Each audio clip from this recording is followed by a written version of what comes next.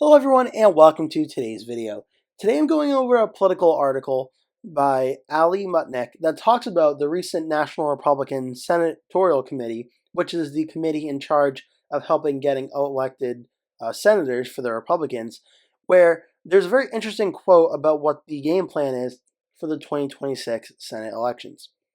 Senate GOP campaign chief Tim Scott previewed his 2026 game plan over the weekend to some of the party's top donors at a retreat in Palm Beach, Florida. His main takeaway: it's going to be mighty costly. Scott, the chair of the National Republican Senatorial Committee, said his team believes the battleground map will include six states, three offensive targets in Georgia, Michigan, and New Hampshire, and three defensive ones in Maine, North Carolina, and Ohio. The top 26 races, Scott told donors at the NRSC's winter meeting, will likely break spending records, according to a person who attended the meeting and was granted anonymity to share private details from it.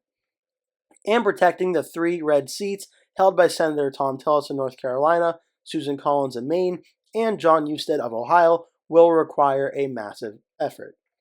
Quote, "Winning is expensive, so cash is king," Scott said, according to the attendee. Just two of our Republican-held states will likely cost over $1 billion combined, 400 to 600 million in Maine and 700 million in North Carolina. And in Ohio, Bernie Moreno's race cost 550 million last year. We need to win there again with John Husted. Collins is the only Republican up in a state that Kamala Harris won, but she is a formidable incumbent, and many Democrats in the state are loath to take her on. Tillis, meanwhile, could face a serious primary challenge in addition to a competitive general election, but Ohio is quickly trending out of competitive territory. Last cycle, Moreno ousted Democratic Senator Sherrod Brown by 4 points. In Ohio, Husted was tapped by Ohio Governor Mike DeWine to fill the seat of Vice President J.D. Vance and will have to run again in a 2026 special election.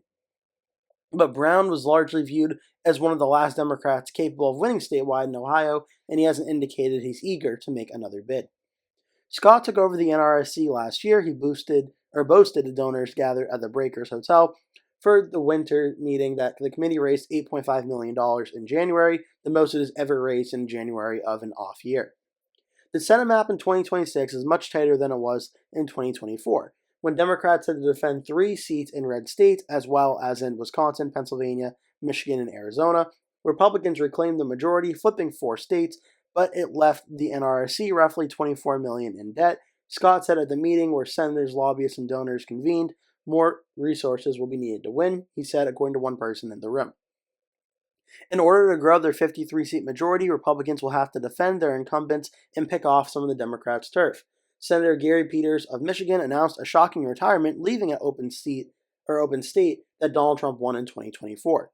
His seat and that of Democratic Senator Jon Ossoff of Georgia are the two strongest pickup opportunities for the GOP. New Hampshire will be more of a challenge, but Democratic Senator Jeanne Shaheen raised just $170,000 in the fourth quarter of 2024, raising suspicions that she could also retire. And again, that article was by Ali Mutnick of Politico. So this is a very interesting situation, as the article mentioned. Looking at the 2026 Senate map, the latest Cook Political Report rankings have Republicans favored at 53 Senate seats, Democrats 45. The article mentioned these seats that I'm putting in gray in the toss-up column as the main seats to watch for in 2026. They are Georgia, North Carolina, Ohio, Michigan, New Hampshire, and Maine. And what's interesting about these, as the article mentioned, I think we can actually say pretty certainty how a lot of them are going to go right now. We know Ohio, in all likelihood, is going to be at minimum a likely Republican state, which means the Republican candidate will win it by more than 5 points, but likely just a bit under 15% when it comes to the margin of victory. So Ohio going red puts Republicans at 51. Susan Collins in Maine, she is up in a Democratic state that just voted for Kamala Harris. But if we look back to the last time she was on the ballot in 2020, I pulled the wrong one. Here it is. In 2020, Susan Collins won by about 9 points, a likely Republican win in 2020, which ended up being a very good night for the Democrats. So Collins has precedent of winning a close election on what's supposed to be a good Democratic night and by a likely Republican rating. Putting Maine as likely Republican to lean Republican at very least makes a lot of sense. This puts Republicans at 52, Democrats are at 44. So now it gets into, and the other seat they're talking about is North Carolina, but these four Senate races, Michigan, New Hampshire, North Carolina, and Georgia, are the four main competitive seats that I'm really watching closely. And I know you may be thinking, well, will New Hampshire actually be that competitive? And I think it will be because former Republican Senator Massachusetts Scott Brown has expressed a ton of interest in running for this race. He's been doing a lot of events and such, signaling he's going to run for this race. And I do think Brown does way better than a typical Republican in the state of New Hampshire would. And that is very good news for the Republicans because a Republican who ran last time in 2020 lost by 15 points, though he was not a very high profile Republican. Brown, at very least, makes this race more competitive. And if it's Shaheen versus Brown, I think this will be a very, very close race. If it is Brown versus a unnamed Democrat in the state, it's an open race. If that is the case, Brown may actually have a very decent chance at winning this race due to having the name recognition advantage. Right now, for Shaheen versus Brown, I'd probably start it off as lean Democrat, with Shaheen winning by under 5 points, but winning by more than one is where I'd begin this race. But I'm telling you, do not underestimate Brown's ability to run a close race and potentially even win the state of New Hampshire in 2026. But New Hampshire is one of the top targets. Michigan, I've talked about a lot in recent videos. This is an open race because Gary Peters is retiring. A poll just came out that I did a video on that showed the Republican potential candidate Mike Rogers actually leading in this race. So Republicans are hoping to be able to win the state of Michigan and flip this race as well.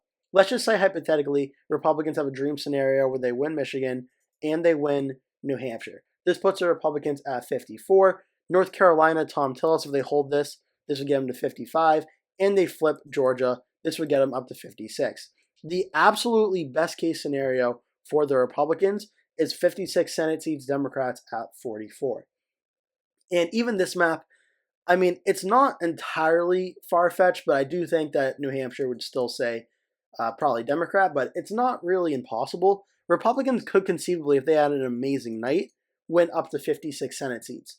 But at the same time, as the article mentioned, there's 6 seats being defended here. So maybe the Democrats have a very good night, and then these seats maybe could all go Democrat. That could get the Democrats up to 50 Senate seats if they were to win them all.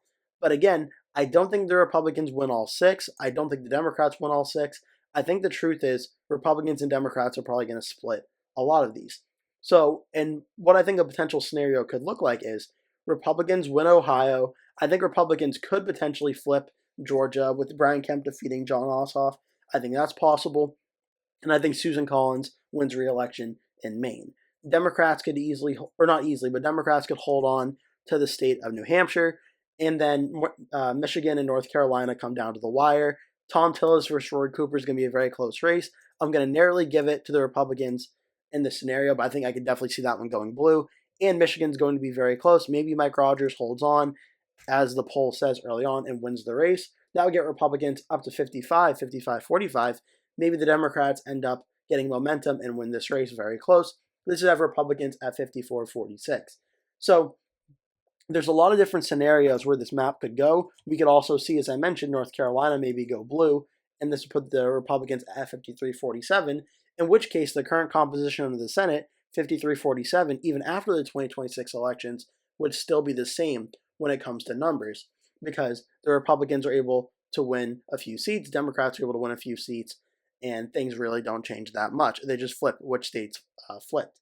So 2026 is very interesting, but this article does not exactly explain the obvious, but I think if you were looking at this map as an elections analyst like myself, you would agree these seats in gray, the toss-up seats, these are the 6 seats that I would guess are Republicans and Democrats are both going to be interested in going after. They're the closest states. You can maybe argue Minnesota at the presidential level could be competitive, but at the Senate level, I severely doubt that it will be. You get talk of mention like in Virginia, or maybe like if certain candidates run in other red or blue states, like maybe they try and become competitive. But right now, these 6 states, Michigan, Ohio, North Carolina, Georgia, New Hampshire, and Maine, are the 6 Senate seats the National Republicans are targeting for 2026.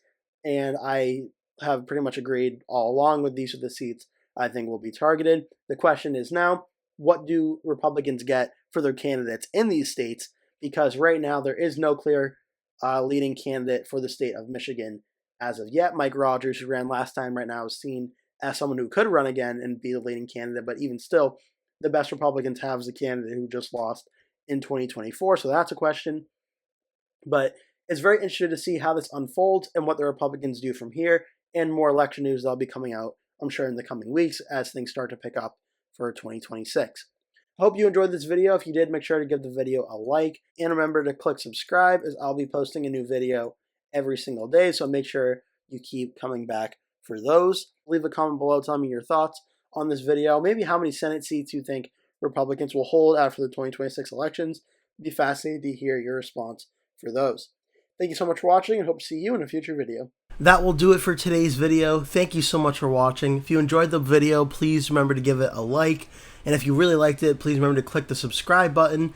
And make sure you turn post notifications on so you always get notified when I post a new video. That way you never miss one. Also, please remember to share this video with your friends and family if you really like the video. And remember to stay tuned, because I'll be posting at least one video every single day leading up until Election Day. So I'd really appreciate it if you keep coming back and watching those videos.